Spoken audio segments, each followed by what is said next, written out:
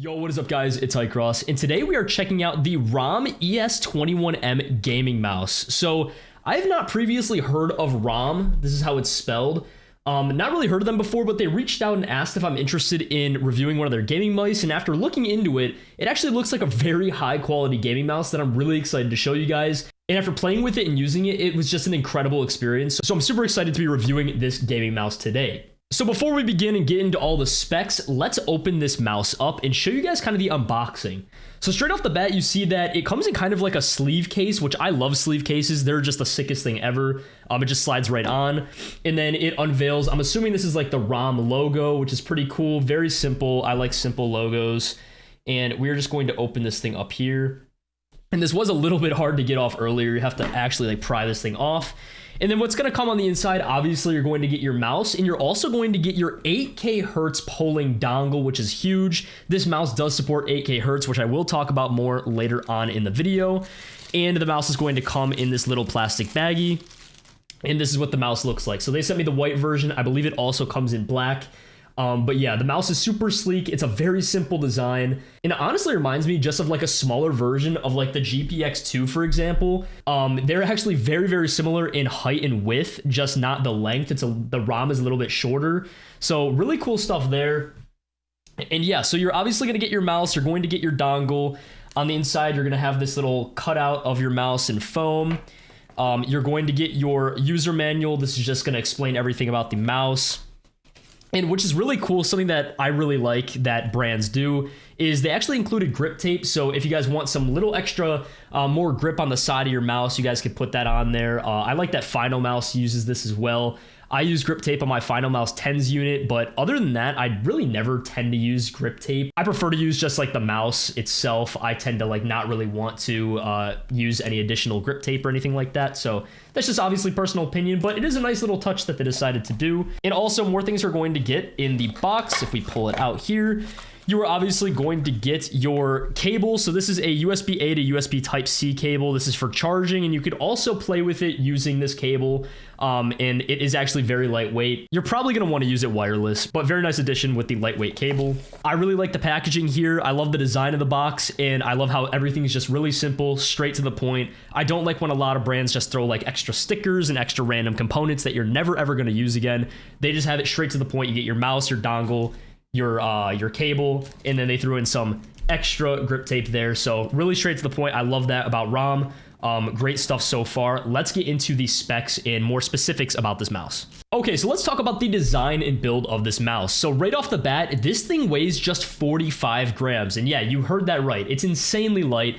It's got a symmetrical shape with the side buttons on the left side. So it's mostly aimed at right-handed users who use like a claw or fingertip grip. And size-wise, I'll throw a picture up on the screen. I decided to compare it to the Razer Viper V3 Pro and the Logitech GPX2. And yeah, size-wise, it's essentially the same exact size, width, and height of the Viper V3 Pro and GPX2. The only difference that it has going for it is with the length. So I'll kind of compare it right here as well. You can see it's literally the same, just the GPX is just a tad bit longer there. But yeah, it's really cool. Obviously, the Razer Viper V3 Pro and GPX2 are both going to support relatively well for palm grip because of the longer length. Because the GPX2, I believe, comes in around 125 millimeters long, and the Razer Viper V3 Pro is 127. And with this coming in at 122 millimeters long, you could still palm grip this mouse. However, if you have larger hands, you are looking more at kind of claw gripping or even fingertipping this mouse. Personally, from what I've had experience with, I have medium-sized hands, so I've had no problem like palm gripping this mouse, and it's been completely fine. Obviously, this is where my fingers are going to end up. They will hang a little bit off the edge, but nothing too crazy there. Overall, it is really, really nice, and I've just loved my experience playing with this mouse, and I'll talk more about my experience later on in the video, but yeah, I think it's a perfect shape for my hand. Very, very awesome there. So for the sensor and performance, so under the hood of the mouse, it's packing the Pixar PAW3950 sensor, which is just an absolute beast. You can crank the DPI all the way up to 30,000, and it's capable of tracking at 750 IPS, which is just crazy fast. And here's the kicker. It supports up to 8,000 Hertz polling rate. So if you've got the setup for it, and obviously it takes a big setup, your PC has to be kind of a beast. The input delay is practically non-existent, and we're talking like 0.125 ms response time, which is absolutely insane. Specifically speaking, and I'll talk more about this again, My PC does not really support 8,000 hertz polling rate. And just to kind of put that in perspective, I have a 3080 Ti, an i9-12900K, and 32 gigs of DDR4 RAM. So it is a very solid PC, and even that isn't enough to have a stable 240 FPS within Fortnite. So yeah, just letting you guys know there, if you guys are just buying this for the 8,000 hertz polling, if you don't have the PC for it, then it's not worth it in my opinion. So for the buttons and switches, it comes with 6 programmable buttons, and the main clicks use Huanu green transparent white dot switches, which are rated for 100 million clicks. They've got a sharp, satisfying click to them, and I'll actually give you guys a quick sound test of that right now.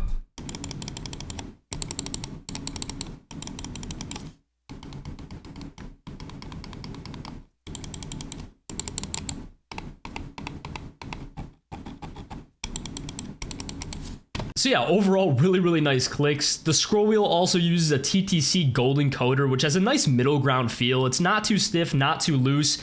And if you guys have watched my videos before, a big hitter with mice is how far the scroll wheel pops out of the mouse. And as you guys can see, it pops out decently nice there.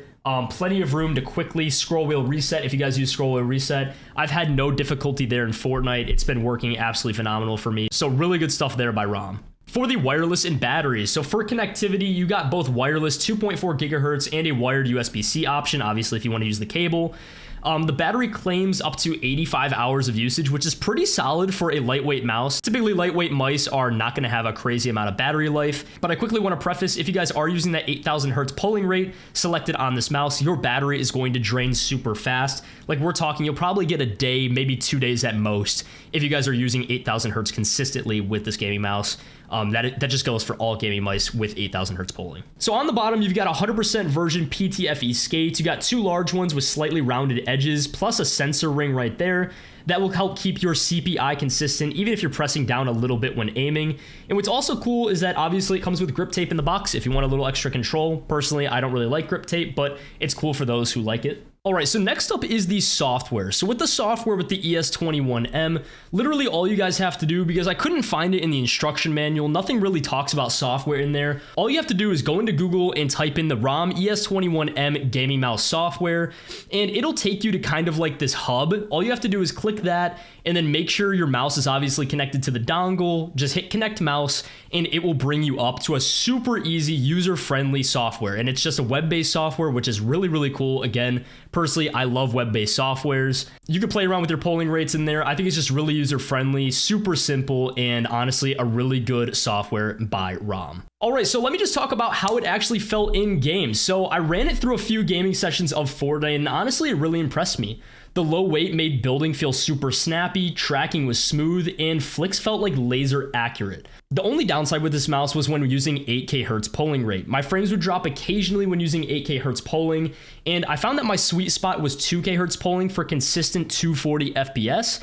I played around with 4K hertz and I was hitching just a tad, and the same thing would happen with my Razer Viper V3 Pro. Again, your PC just has to be insanely good. I was also recording when doing that, so there is a lot of stress going on in my PC all at once. Just keep that in mind if you guys are thinking about copying this mouse just for the 8K hertz polling, because obviously you could have some errors there. But yeah, other than that, I was hitting some clean shots. I noticed the mouse stayed super responsive during chaotic fights, and the grip felt solid even without the included grip tape, and there wasn't any noticeable delay, no stuttering, just a clean performance all around, and really nothing to complain about with this mouse. The last thing worth mentioning is that this mouse supports motion sync, which basically makes sure the data the sensor sends is perfectly in sync with the USB polling, and that helps reduce jitter and gives you more consistent tracking overall, which is really cool. Again, you guys can play around with that in the settings. So to wrap this video up, overall, the RAWM ES21M is punching way above its weight class. Obviously, it's a very lightweight weight class, only coming in at 45 grams.